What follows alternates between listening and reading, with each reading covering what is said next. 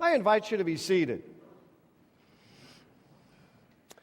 And at the same time, I invite you to join me in a tour of the world's most populated prison. It's got fences and wires and bars and gates. In fact, in this prison, the most populated in the world, most of the inmates are lifers. You know what that means, right? They are going to spend the rest of their lives behind bars. Question: what is the most populated prison in the world? What am I referring to? Where are there more inmates than any other place on planet Earth? Maybe you say, I know that. Leavenworth, Rikers Island, San Quentin. I've got news for you. The most populated prison in the world is called WANT.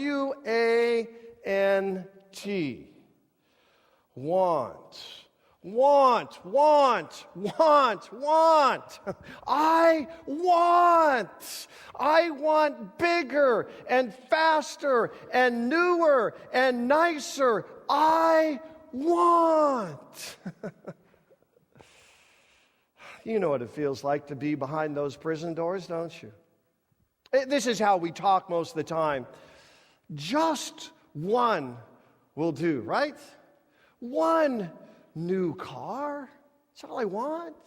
One bigger house, one nicer boat. And then what happens? We get the one. And we're free. We bust loose out of that prison. We are so happy. We are content because we got the one. But then what happens?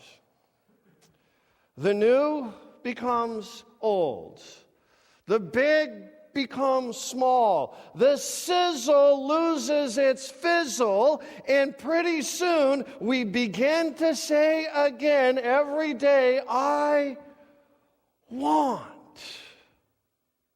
And we find ourselves behind the gates and the wire and the bars.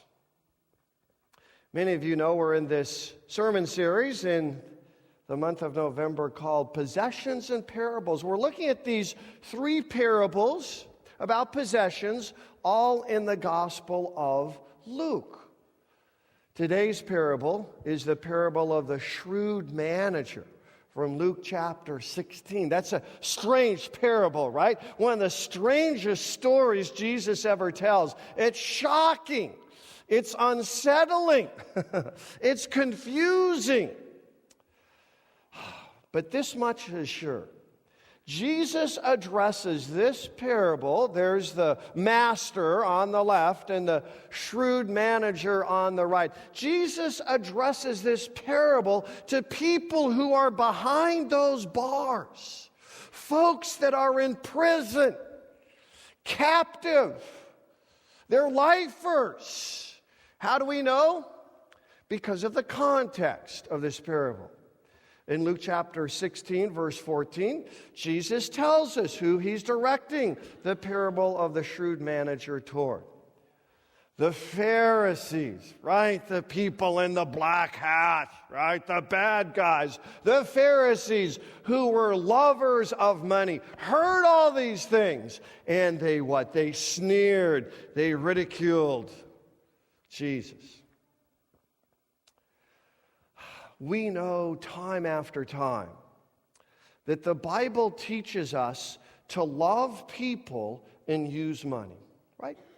That's simple enough. Love people, use money. But we get that mixed up so often, don't we? We end up loving money and using people. People are just instruments there in my life so I can maximize their economic output. That even happens in marriages. It happens certainly out in the workforce.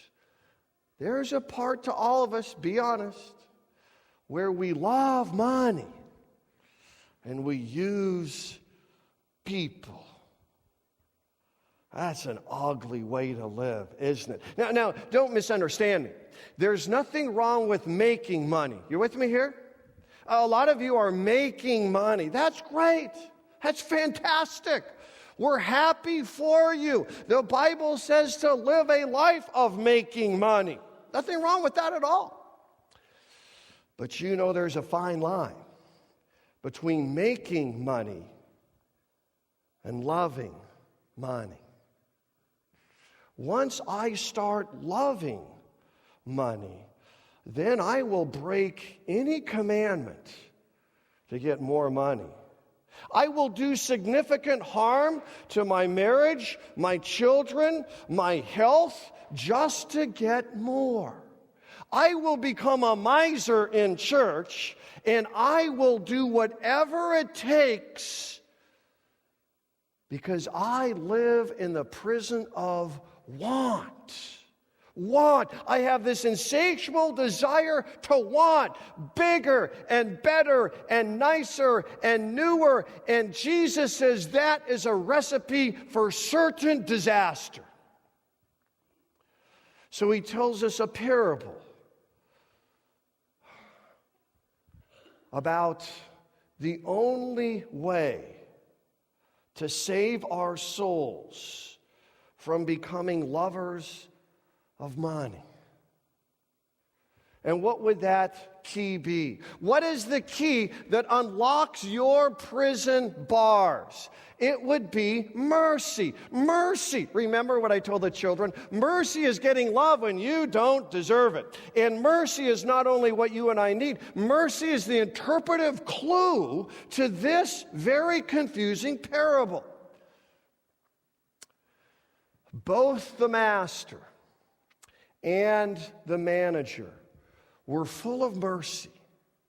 If we don't understand that, we won't understand the parable. And if we don't understand that, we will stand behind prison bars for the rest of our lives. What do I mean that both the master and the manager were full of mercy? Well, let's consider these 3 points from the parable. First, the master didn't immediately fire the manager.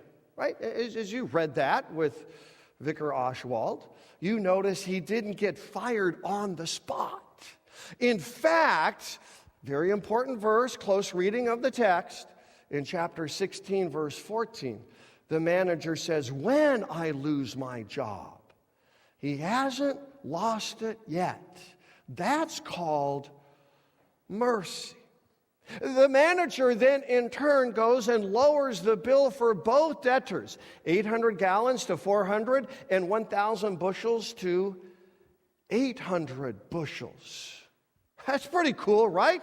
That's giving love to someone who doesn't deserve it. We've got a word for that. That's called mercy. And then at the end of the parable, the master doesn't fire the manager. In fact, this is just mind-boggling. The manager is commended. We've got a word for that, don't we? It's called mercy. Both the master and the manager were full of mercy. This is the interpretive clue to the parable. Well, let's dig a little bit deeper now that we know what's going on with mercy. Why does the master show the crooked manager mercy? Well, there's a purpose behind that. There's a purpose for mercy. What is the purpose of mercy? Jesus tells us as he interprets the parable in verse 9. I tell you, Jesus says, make friends for yourselves by means of unrighteous wealth, so that when it fails, they will welcome you into eternal homes. The master was so merciful to this shrewd manager, right? And then the manager in turn became a conduit and a channel whereby the mercy could be given to other people. You see, that's the purpose of mercy. You don't hold it to yourself. You don't get fired, right? That's the manager. And so you share that mercy with others. Remember, you owe 800, and now you owe 400. You owe 1,000, now you owe 800. And you're saying, wait a minute, that's not his money. That's the point. The whole parable. It's always the master's money. So, this manager is merciful. I did the math. If you look at these gallons and bushels, each of these debtors in the parable saved about 500 denarii, which is an equivalent today of about $100,000. See, that's the purpose of mercy. The master is merciful to you. He doesn't fire you. And so you share that mercy with others so that they will, what Jesus says, welcome you into eternal homes. The shrewd manager did this so people would welcome him into earthly homes, right? I can't dig, he says. I'm too ashamed to beg. So maybe if I'm merciful, people will welcome me into their earthly homes. Jesus puts a spin on that and says, we are merciful, so people will welcome us into what? Eternal homes. And what does that mean? It means that heaven can be full of people who, when they see you, will say, I am so glad you weren't a miser with your money. You were merciful with your money, and because you invested in that church and these three dynamic school of St. Michael Lutheran Church, because you invested, I knew Jesus. I knew him as my sin bearer, my death defeater. I came to know Jesus because you understood the purpose of mercy. You weren't a miser, you were merciful. And so two things happen when we understand the purpose of mercy. First, people get to know Jesus. Not about Jesus, not some facts about Jesus, but a personal, saving, eternal relationship with Jesus. Second, we are then welcomed into eternal homes. When people see us in heaven, they will say, I'm so glad you're here. We make friends for eternity when we understand the purpose of mercy. Did you understand this too? That when companies make burial suits, and there are such companies, when companies make burial suits, they don't make suits with pockets. Did you know that? Why would you make suits with pockets? Because you can't take it with you. But Jesus says you can send it on ahead. You can use your affluence for great influence. You can receive the Master's mercy in your life, and then the purpose of mercy is to share that mercy with other people, and we do it with our money. It's the purpose of mercy. Second, the principle of mercy. There's a principle going on here. Jesus continues to interpret this parable for us in verse 10. Whoever can be trusted with very little can also be trusted with much. Isn't that merciful? The master tells the manager, I'm not only going to commend you, I'm going to trust you with more. The principle of mercy then is this. The way I use the master's money, and it's his money, not ours, the way I use the master's money directs how much he can bless my life. Now, hear me out on this, all right? Hear me out. I'm not saying God is some kind of heavenly slot machine. Put in $20 and you'll get out $200. You know, pastors preach that. Oh, yeah. It's called health and wealth gospel. It's called name it, claim it, frame it, right? Heard about a pastor preaching on Luke 16, verse 10 recently down in Florida. And he was saying, folks, if you give money, God is going to give you more money. And the pastor said, to prove it, for the next couple of weeks, this is what we're going to do in this church. Next week, we are going to randomly draw an offering envelope, and we are going to award that person 10 times the amount on that check. Oh, wow, 10 times. The next week, the church was packed, right? And they drew the offering envelope. And someone got 10 times the amount on their check. Pastor said, next week we are going to award 100 times the amount of someone's offering. There's standing room only. The church was completely packed, and the pastor drew the envelope. And sure enough, someone got 100 times the amount on their check. That church had its highest attendance records ever for 2 weeks. They met their entire annual budget in 2 weeks. I got bad news for you. This church isn't going to do that. Because that's not what Jesus says. Look at it closely again. He doesn't directly connect generosity with more money. He just says much. It could be money, but it may not be money.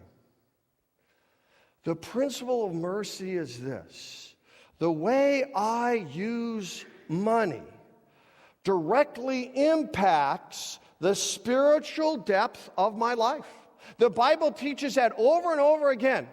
How I make money, how I spend it, how I invest it, how I give it, that has a direct impact on the depth of my spiritual life. Have you ever heard someone say, boy, when I make it big, then I'll give. When I really hit the jackpot, well, then I'm going to start giving. And Jesus says, who are you kidding? If you can't be trusted with a little, how can you be trusted with much? That's the principle of mercy. Jesus really unpacks this for us in another verse. In Luke chapter 6, verse 38, where he says, simply give, and it will be given to you. That's the principle. Give, and it may be money, but certainly more spiritual depth. Give, and it will be given to you, a good measure, pressed down, shaken together, running over into your lap. You cannot outgive God. What's the purpose of mercy? Share the mercy. What's the principle of mercy? The more you share, the more you get. The priority of mercy. See, this whole parable is told to reorientate our lives around mercy. Because, remember, we have a propensity to love money and use people. So what does Jesus say about that? To these Pharisees who loved money, who are sneering and ridiculing and demeaning Jesus. This is what Jesus says. So you can't serve two masters. Either this servant will hate the one and love the other, or he will be devoted to the one and despise the other. You cannot serve God and money. You just can't. Mercy, then, is my priority in life. Divine mercy. Now, why should I make this God and His mercy my number one feature? Why should I have more allegiance to divine mercy instead of making money? It's a good question. Let me tell you the answer. God's mercy sent Jesus into a feeding trough in Bethlehem for you. God's mercy sent this same Jesus to teach parables and to heal people for you. God's mercy sent this Jesus to the cross to forgive every sin, to give direction at every turn in your life, to give compassion for every broken dream, to give strength for every harsh storm. God's mercy gives you everything you need. Money will not do that. Money cannot do that. In fact, if you're still not convinced, and I know some of you are still kind of probably not convinced, if you're still not convinced that divine mercy is the priority rather than money, then good luck with that. You will find yourself locked up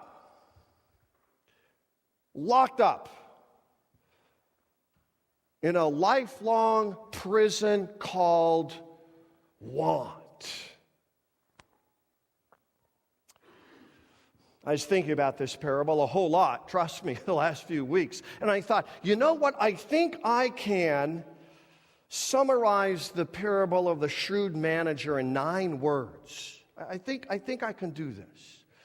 Just 9 words. They are 9 of the most famous words in English. Did you know that? In fact, it's interesting. In Hebrew, there's 4 words. Yahweh, Ro'i, Lo, Exar. There's 4 words in Hebrew. But in English, it takes 9 words that will break us free from the prison of want. And it should come as no surprise that these 9 words come in the context of, you guessed it, what? Mercy. Surely goodness and mercy will follow me all the days of my life. What are these 9 words? You ready to hear them? Believe them? Live with them? Die with them? Okay, here it goes. 9 words. The Lord is my shepherd. I shall not want. Say that with me, robustly, joyfully. The Lord is my shepherd. I shall not want. I shall not want. I'm free. I'm spiritually alive again. I'm no longer a captive to want. And the Bible has a word for that. It's called mercy. And we share that mercy with the world. Amen.